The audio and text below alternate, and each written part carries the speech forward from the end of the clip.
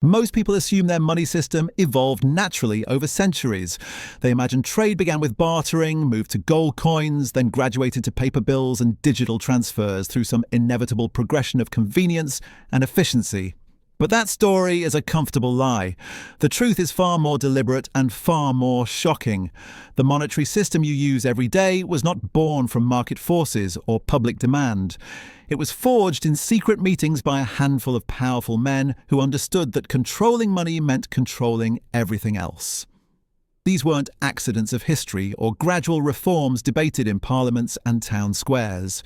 They were carefully orchestrated conspiracies, planned behind closed doors, executed with precision, and sold to the public as progress. The architects of our financial system knew exactly what they were building. A machine that would funnel wealth upward while appearing to serve everyone equally. And the most brilliant part of their design was making it so complex, so wrapped in economic jargon and institutional legitimacy that ordinary people would never question its origins or understand its true purpose. The story begins not in some ancient marketplace, but in the drawing rooms and private clubs of the world's wealthiest families. By the late 19th century, banking dynasties across Europe and America had accumulated fortunes that dwarfed the treasuries of entire nations. But wealth alone was not enough. They needed control. They needed a system that would guarantee their dominance for generations to come.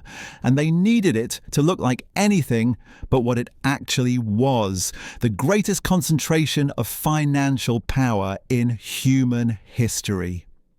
The first secret gathering that would reshape the global economy took place on Jekyll Island, a private retreat off the coast of Georgia in November 1910. The meeting was so clandestine that the participants travelled under assumed names and arrived separately to avoid detection. They told no one where they were going or why. For 9 days they worked in complete secrecy, crafting what would become the Federal Reserve System. These were not elected officials or public servants. They were representatives of the largest banks and financial houses in America, men whose personal fortunes depended on creating a system that would serve their interests first and foremost. What they designed was ingenious in its deception. On paper, the Federal Reserve would be a government institution, accountable to Congress and serving the public interest. In reality, it would be owned and controlled by private banks, with the power to create money out of nothing and lend it at interest to the very government that supposedly oversaw it. The American people would believe they had a national bank protecting their economy, while the true owners would profit from every dollar in circulation. It was the perfect scam, wrapped in the language of stability and reform. The Jekyll Island conspirators understood something most people still do not grasp today. Whoever controls the money supply controls the economy, and whoever controls the economy controls the government. They were not interested in free markets or fair competition. They wanted to eliminate both.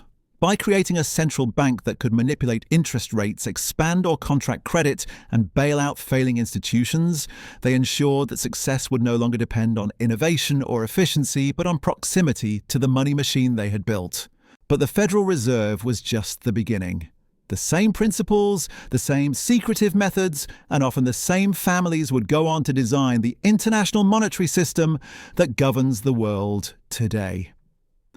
During World War I, these financial architects realized that national conflicts created opportunities for unprecedented profit and control. Wars required massive borrowing, and massive borrowing created massive dependencies. Nations that once might have resisted financial manipulation became desperate clients, willing to accept any terms to fund their survival. The war also revealed something else crucial to the money masters. Gold was an obstacle to their ambitions. As long as currencies were backed by precious metals, there were limits to how much debt could be created and how much control could be exercised. Gold was honest money, indifferent to political promises and immune to manipulation. It had to go. But removing the gold standard would require careful orchestration, decades of preparation and crises that would make the public beg for the very chains being forged around them. Between the wars, a new generation of secret meetings began shaping the next phase of the plan. In boardrooms across London, New York, and Paris, bankers and their political allies laid the groundwork for a system that would make the Federal Reserve look modest by comparison. They envisioned a world where every nation's currency would be tied not to gold, but to a single dominant money controlled by a single dominant power. They saw opportunities in the chaos that was coming, and they positioned themselves to profit from humanity's greatest disasters. The public, of course, heard none of this. They read newspapers that portrayed these men as titans of industry and pillars of society. They saw philanthropic foundations and charitable works that obscured the true source of such vast wealth. They elected politicians who promised reform while quietly serving the interests of their campaign donors. The secret meetings continued, the plans evolved, and the trap was set. What emerged from these decades of conspiracy was not just a monetary system, but a new form of power that transcended borders, governments, and traditional hierarchies. World War II provided the perfect crisis to implement the next phase of the monetary conspiracy. As nations bled their treasuries dry fighting the deadliest conflicts in human history, the same financial architects who had engineered the Federal Reserve began planning something far more ambitious. They understood that when the war ended, the old world order would be shattered, creating a once-in-a-lifetime opportunity to reshape global finance according to their vision. In July 1944, delegates from 44 nations gathered at the Mount Washington Hotel in Bretton Woods, New Hampshire. To the world, this looked like an international conference aimed at preventing future economic chaos. In reality, it was the culmination of years of secret preparation by a small group of financial insiders who had already decided the outcome before the first delegate arrived. The American delegation, led by Treasury official Harry Dexter White, came armed with detailed plans that had been crafted not in government offices, but in private meetings with the most powerful banking interests in the country. The British delegation, headed by the famous economist John Maynard Keynes, arrived with their own proposals.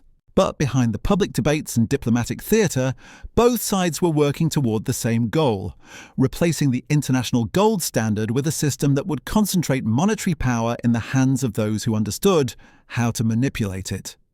The smaller nations in attendance believed they were participating in the design of a fair and stable international monetary order.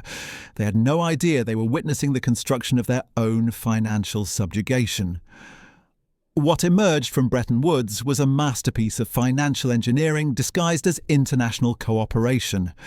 The new system would be anchored by the American dollar, which would be convertible to gold at a fixed rate of $35 per ounce. Other currencies would be pegged to the dollar, creating a pyramid of dependencies with the United States at the apex. The International Monetary Fund and World Bank were established to police this system and provide loans to nations that found themselves unable to maintain their currency pegs. On the surface, this appeared to restore stability and predictability to international trade. In practice, it handed unprecedented power to American financial institutions and their allies. The United States could now print dollars and export them around the world, forcing other nations to accumulate American currency as reserves. When foreign governments needed to settle international debts or buy essential commodities, they had to use dollars. This created artificial demand for American currency, allowing the United States to live beyond its means while other nations provided the real goods and services that backed that spending. But even this arrangement was temporary. The financial conspirators who had orchestrated Bretton Woods never intended to honour the gold convertibility promise indefinitely. Gold was still a constraint on their ability to create money at will. The system they had built was designed to function until the moment they were ready to abandon it entirely. That moment came in August 1971 when President Richard Nixon shocked the world by ending dollar convertibility to gold.